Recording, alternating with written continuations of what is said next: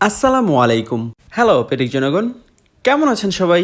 আজকে আমরা কাপাসিয়া ব্রিজে যাওয়ার প্ল্যানিং করেছিলাম, কিন্তু উত্তরা যেতেই আমাদের গ্রুপের 4 জনের একসঙ্গে সাইকেল লিক হয়।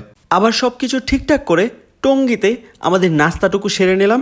নাস্তায় ছিল রুটি, সবজি ডাল এবং স্পেশাল সরিষা ভর্তা।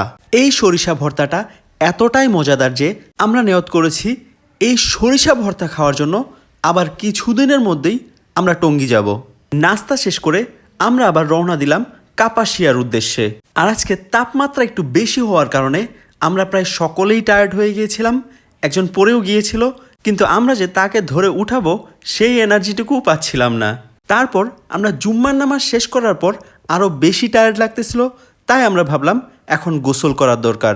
আমরা আবার কিছু একটা ভাবার পরে খুব বেশি দেরি করি না, সোজা চলে গেলাম কালীগঞ্জ বাজারে শীতলক্ষ্যা নদীতে গোসল করতে। পানিটা এতটাই মজাদার লাগতেছিল, গোসল থেকে উঠতে ইচ্ছা করতেছিল না। প্রায় সন্ধ্যা হয়ে গিয়েছিল। গোসল করতে করতে আমরা দুপুরের খাবারের টাইমটাও মিস করে ফেলি, তাই আমরা একেবারে পূর্বাচলে এসে ট্রাক হোটেলে খাওয়া দাওয়া করি। আর এই খাবারটা এতটা মজাদার ছিল কিনা জানি না, কিন্তু আমাদের সবার কাছে খেতে অনেক ভালো লাগতেছিল। সবারই একদম একটা রাক্ষসে ক্ষুধা পেয়েছিল।